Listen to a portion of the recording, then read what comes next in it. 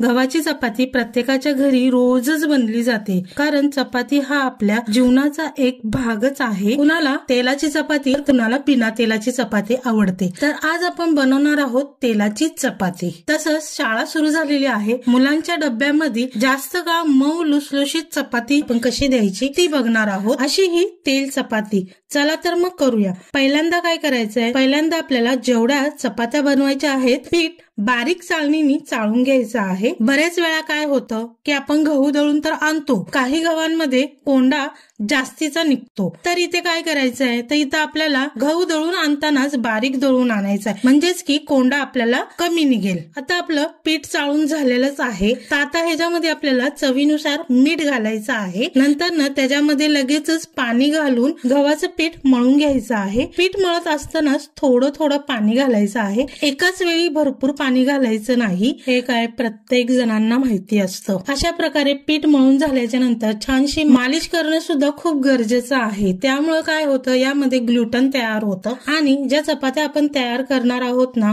त्या मस्त मऊ लुसलुशीत तयार होतात। 5 ते 10 मिनिटं आपल्याला हे चांगलं मळून घ्यायचं आहे आणि मळत असतानाच ह्याच्यामध्ये तेलाचा वापर करायचा नाहीये। सुरुवातीला तर पहिल्यांदा तेल घालून जर तुम्ही ही कणिक मळलात ना, चपाती ज्या करणार त्या काळपट येतात आणि कणिक सुद्धा काळी पडली जाते। तर त्याऐवजी काय करायचं की थोडं थोडं पाणी घेऊन कणिक मळून घ्यायची, अगदी मऊ लुसलुशीत असं गव्हाचं पीठ मळून घ्यायचं आहे। आता आपलं हे कणिक मळून झालेलं आहे, तर आता ह्याला मी झाकून 15 ते 20 मिनिटं रेस्ट करण्यासाठी ठेवून देणार आहे। 15 ते 20 मिनिटं झालेले आहेत। आता इथे आपण तवा घेणार आहे आणि मंद आचेवर तवा चांगला गरम करून घेणार आहे। 2 मिनिटं पीठ आपलं मळून झालेलंच आहे, तर आता हे आपण एका साईडला करूया आणि त्याच प्लेट मध्ये आपण थोडंसं लावण्यासाठी कोरडं पीठ चाळून घेणार आहोत। आणि आता आपण जेवढी चपाती करायची आहे तेवढा आपण गोळा हातावर घेणार आहे, छोटीशी अशी लाटून घ्यायची। लाटल्याच्या नंतर त्याच्यावरती थोडंसं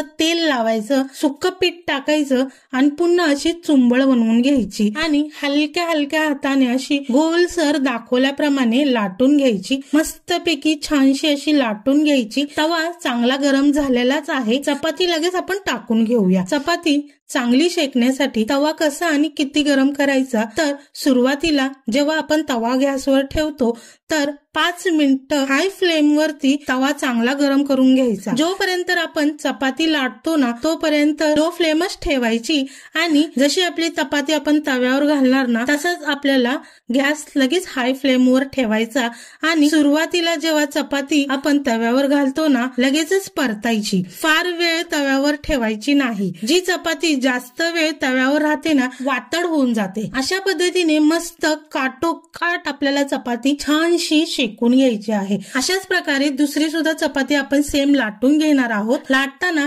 गॅसची फ्लेम स्लो करायची आणि जशी आपण चपाती टाकणार तेल वगैरे लावून चपाती आपल्याला चांगली टाकल्याच्या नंतर ना गॅस आपल्याला वाढवायचा आहे। अशा पद्धतीने आपल्याला पटापट चांगली मस्तपैकी शेकून घ्यायची आहे।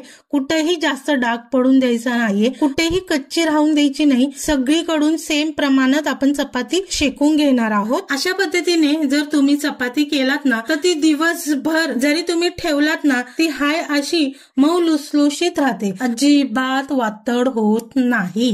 जर आजची रेसिपी आवडलेली असेल तर नक्की लाईक करा, शेअर करा आणि चॅनलवर जर नवीन असाल तर सबस्क्राईब केल्याशिवाय जाऊ नका। चला तर मग पुन्हा भेटूया अशा छान छान आणि मस्त मस्त रेसिपी सोबत प्रज्ञाच मेजवानी चॅनलवरती।